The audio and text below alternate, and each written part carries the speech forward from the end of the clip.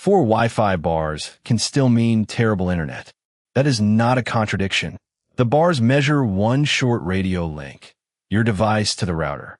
They do not measure the rest of the trip to your internet provider, a distant server, or the app you are using. Think of your connection as a relay with 4 runners. Your phone talks to the router. The router talks through the modem to your provider. Your provider carries the request across the internet. Then a server sends the data back. Full bars only tell you the first runner is close enough and loud enough. Any runner after that can still be slow. The first hidden bottleneck is sheer bandwidth.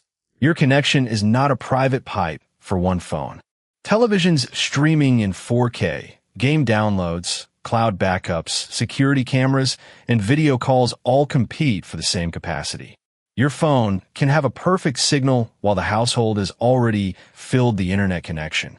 Pause the biggest downloads and test again before blaming the phone. The second bottleneck is radio congestion. The 2.4 GHz band reaches well in many homes, but it is crowded. Nearby routers, Bluetooth devices, baby monitors, and even some kitchen appliances can create interference. Data then has to wait or be retransmitted. The bars can remain full because signal strength is high, while useful speed falls because the channel is busy.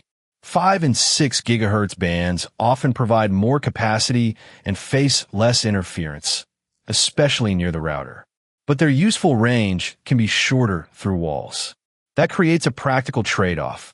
2.4 for reach and 5 or 6 for speed when you're close enough.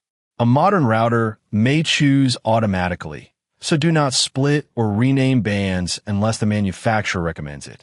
Channel settings matter too. A wider channel can carry more data, but it also occupies more radio space and can collide with more neighbors. Apple recommends 20 MHz on 2.4 GHz to reduce performance and reliability problems, while leaving 5 and 6 GHz widths on automatic. Automatic channel selection is usually safer than copying a random channel number from a video. Now separate Wi-Fi speed from internet speed. If every device is slow, even next to the router, the problem may be the modem, an old Ethernet link, the provider, or the plan itself. A strong wireless connection cannot make a slow incoming connection faster. It is like having a wide driveway connected to a blocked highway. If only one device is slow, look at that device. Older Wi-Fi hardware may not support newer standards. A background download, operating system update, battery-saving mode, or a misbehaving app can consume resources. Toggle Wi-Fi off and on, restart the device, and compare the same test on a second phone or computer. Here is the fastest diagnostic order.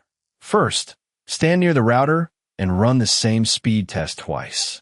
Second, test another device in the same spot. Third, if your router app offers an internet speed test, run it. That measures the connection entering the router. Fourth, pause large downloads and streaming. Fifth, restart the modem and router using the manufacturer's instructions. Then move the router into the open, near the center of the home, away from floors, cabinets, metal, and other electronics. The results tell you where to act. If the router test is fast, but one room is slow, improve placement at a properly positioned mesh point, or use Ethernet for fixed devices. If the router test itself is slow, check the provider for an outage or plan limit. If one device alone is slow, update or reset that device's network connection. So remember, bars measure signal, not the entire internet journey. Test each link in order, and you can find the real bottleneck without buying a new router blindly.